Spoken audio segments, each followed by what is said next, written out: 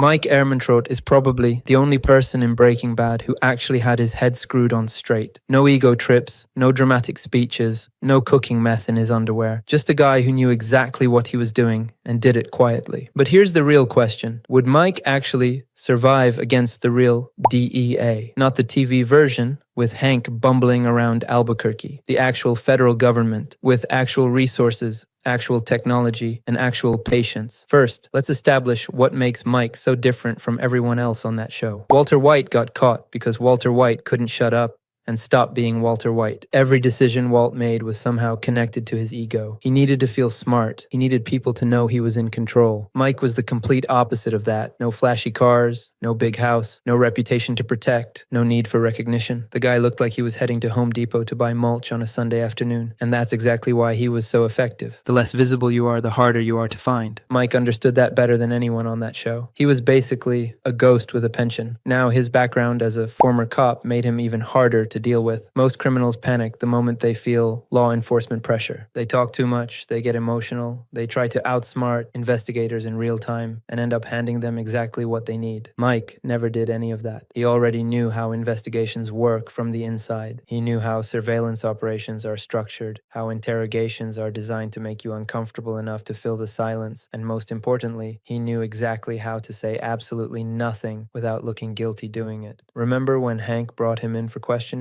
Mike just sat there completely calm and asked one question. I'm confused. Am I under arrest here or am I not? Because Mike understood that the moment you start explaining yourself, you start losing.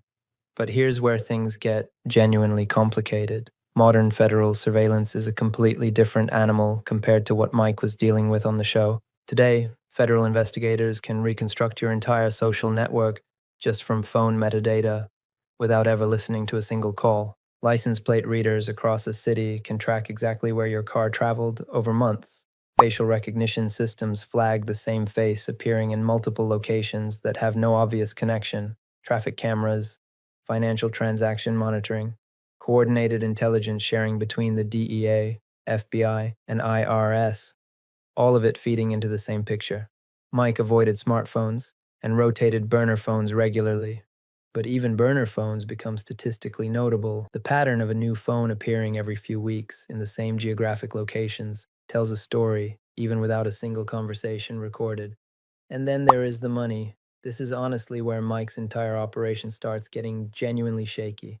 And it is worth spending some time here because it is the part most people overlook. Unexplained cash quietly moving in the direction of a former police officer's granddaughter is exactly the kind of financial anomaly that triggers a completely separate investigation, one that has nothing to do with drugs. Federal prosecutors have a long history of securing convictions on tax evasion, money laundering, and conspiracy charges when direct evidence of the underlying crime is difficult to establish.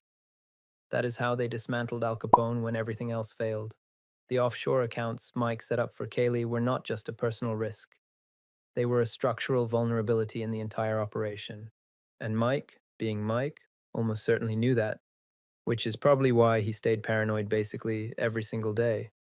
His loyalty created its own set of problems too, and this one is worth thinking about carefully because it is genuinely the most human part of his character. Mike kept putting himself at risk. For Gus, for Jesse, for his guys on the inside, and especially for Kaylee. Every one of those relationships was an exposure point. In real federal investigations, loyalty is not just an emotional quality, it is a map. Investigators find the person in the network who is most frightened, most financially pressured, or most likely to prioritize their own family over the organization. They offer that person a deal, and suddenly everything Mike built, every layer of protection he constructed, starts coming apart from the inside. Criminal organizations almost never collapse because every member gets caught simultaneously. Mike was also older, which matters more than the show acknowledged. Experience and discipline carry enormous weight, but fatigue is real. One bad night of sleep before an important decision, one moment of distraction during a routine that had always been clean, one small slip that would have meant nothing 6 years earlier, but now means everything. Long-term criminal investigations are often won not during dramatic confrontations, but during the slow accumulation of small mistakes made by people who have simply been doing it too long. Now here is the honest truth about Mike's best case scenario, and it is actually pretty straightforward. If Mike had walked away before Gus died, taken the money, left the country, cut every single tie. There is a real argument that he disappears completely and successfully. Here is the final answer. Would Mike Ehrmantraut survive against the real DEA? Longer than almost anyone else on that show, without question. The man was disciplined, experienced, strategically intelligent, and genuinely difficult to build a case against quickly. But forever? No. Eventually, the surveillance technology and one scared associate would have closed the distance. Out of everyone in Breaking Bad, Mike is the one who comes closest to actually making it out.